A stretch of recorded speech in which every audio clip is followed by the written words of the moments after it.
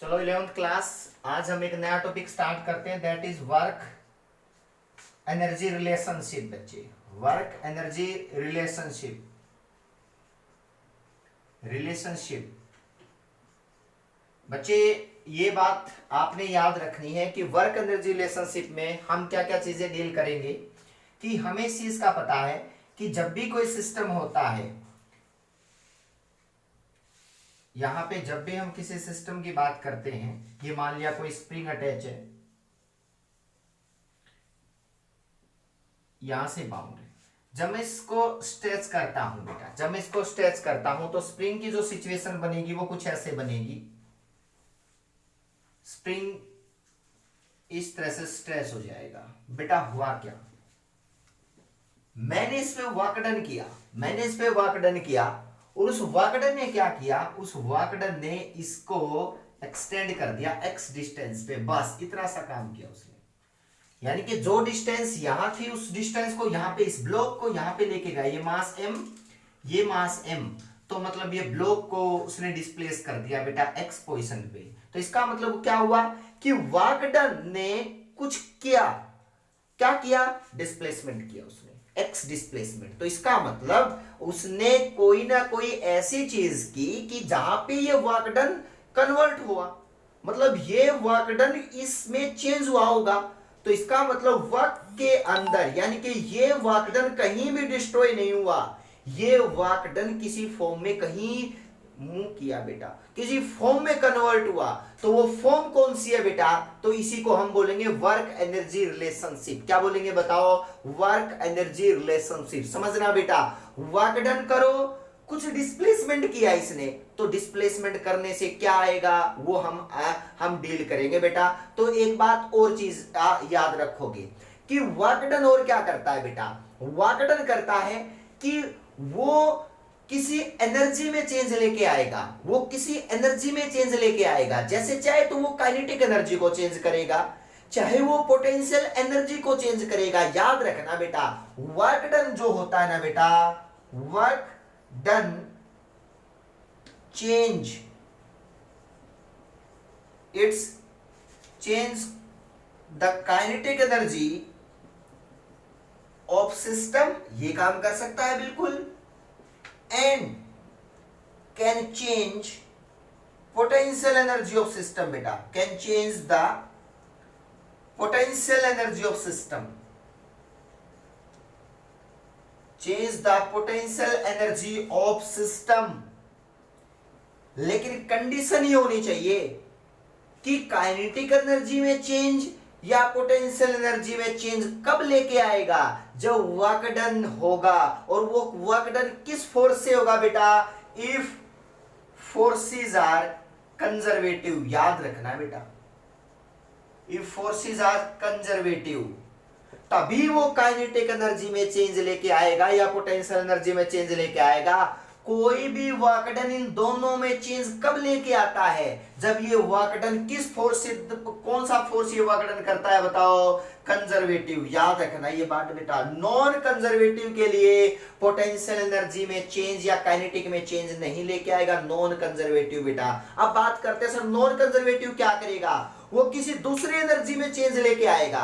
हो सकता है साउंड क्रिएट करे, हो सकता है हीट क्रिएट करे, यानी कि वो हो सकता है केमिकल एनर्जी में कन्वर्ट हो। मतलब कहीं ना कहीं नॉन कंजर्वेटिव फोर्सेस में हम जो है ना बेटा, किसी दूसरी फॉर्म काइनेटिक और पोटेंशियल एनर्जी को छोड़ के बाकी बहुत सारी एनर्जी जो डिफाइन की थी ना, उसमें जो चेंज लेके आएंगे वो work done non conservative force से होना चाहिए बेटा। यानी कि कंजर्वेटिव फोर्स से जो वर्क डन हुआ है वो तो काइनेटिक एनर्जी में चेंज और पोटेंशियल एनर्जी में चेंज लेके आएगा। एक बात याद रखना बेटा, समझ में आई बात? अब बात करते हैं नेक्स्ट। देखना बेटा, वर्क एनर्जी रिलेशनशिप मैं कंजर्वेटिव के साथ ज्यादा फेमिलियर हूं, क्योंकि काइनेटिक पोटेंशियल हमारी मैकेनिकल एनर्जी का पार्ट है, हमारी क्लासिकल फिजिक्स का पार्ट है, तो इसलिए मैं कंजर्वेटिव के साथ ज्यादा फेमिलियर। नॉन कंजर्वेटिव भी आएगा। तो सबसे पहले देखो बेटा, वर्क एनर्जी रिलेशनशिप क्या कहता है कि वर्क डन जो होना बेटा, if forces are conservative, if forces are conservative,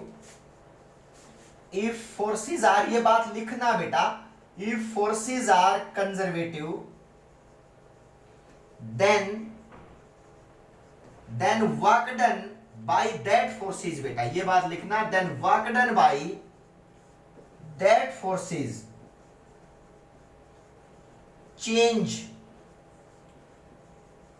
change the kinetic energy of system और पोटेंशियल एनर्जी ऑफ सिस्टम। इसी को हम बोलते हैं वर्क एनर्जी रिलेशनशिप बेटा, कि वर्क डन जो होता है, if forces are conservative then work done by that forces change the kinetic energy of system and potential energy of system बेटा। If forces are non conservative, ये बात लिखना बेटा, then work done by that forces produce sound energy. ये अलग type की energy है बेटा, ये प्रोड्यूस कर सकता है ये वर्क डन। हीट एनर्जी ये भी प्रोड्यूस कर सकता है, थर्मल एनर्जी ये प्रोड्यूस कर सकता है।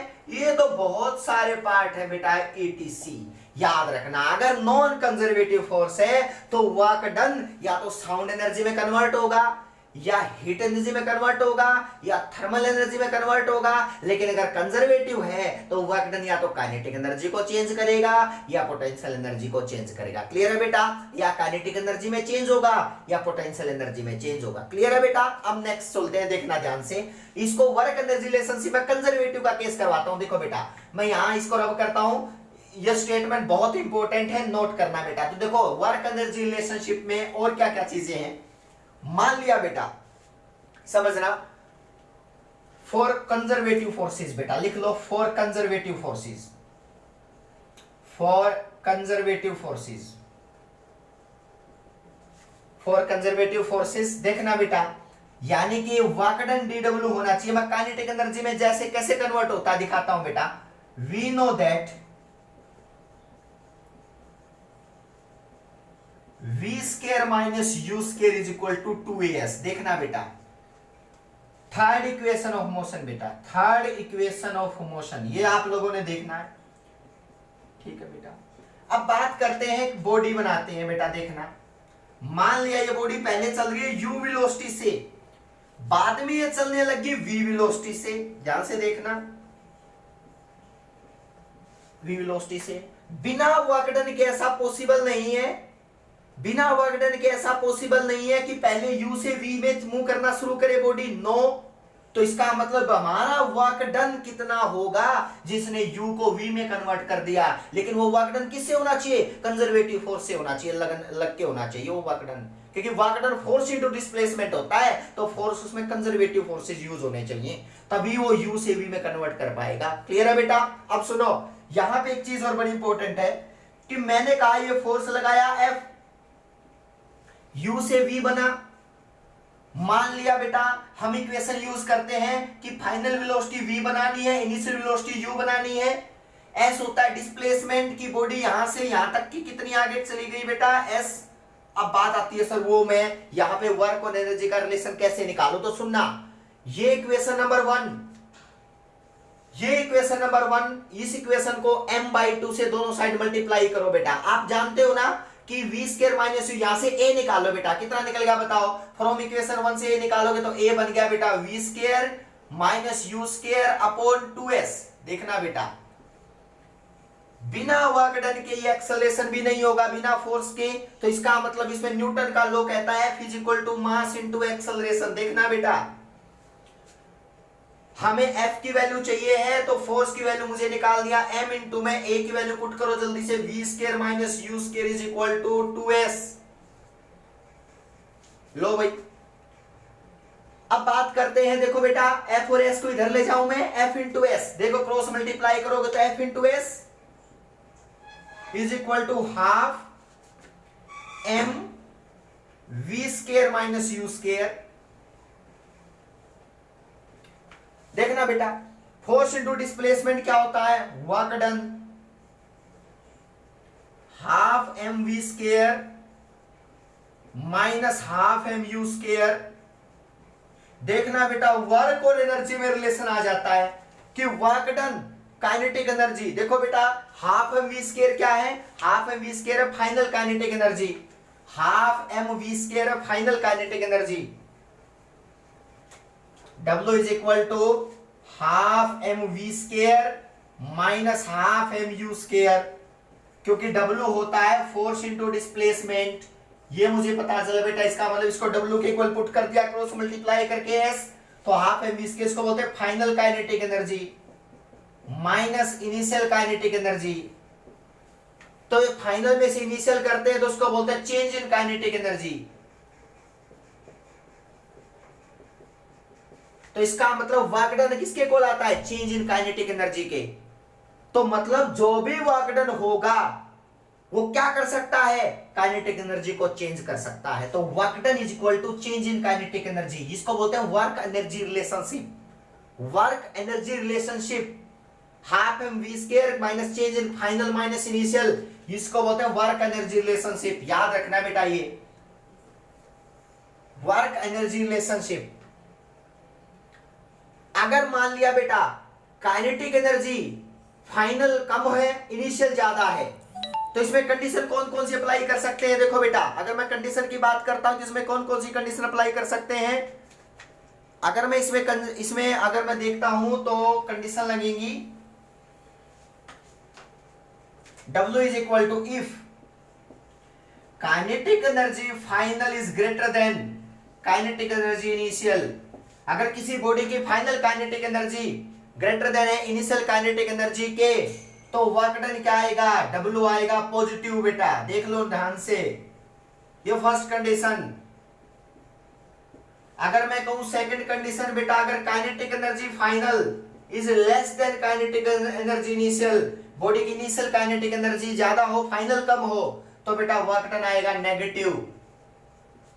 क्योंकि वर्क डन नेगेटिव आएगा क्योंकि इनिशियल ज्यादा फाइनल कम है, तो उसको रोकना पड़ेगा तभी ऐसा पॉसिबल है। तो रोकने के लिए वर्क डन क्या आएगा, नेगेटिव।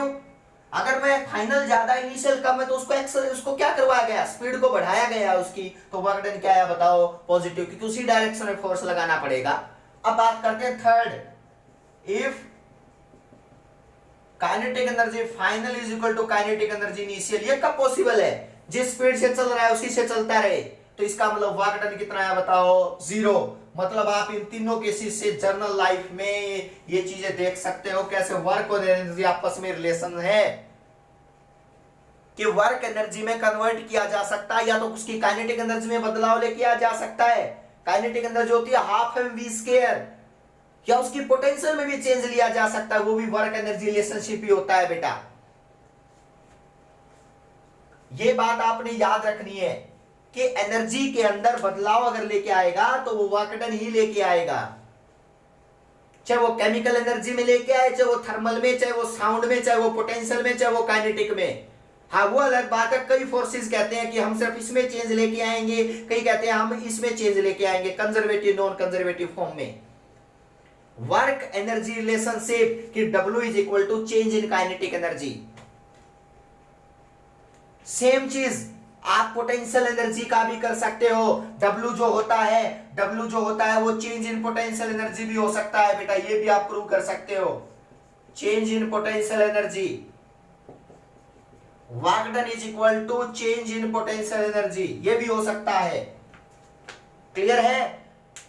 तो ये हमारे वर्क डन का एक काइनेटिक एनर्जी का रिलेशन अपने आप निकाल के देखना, चेंज इन पोटेंशियल एनर्जी का mgh की फॉर्म में आएगा। You can do. Thank you.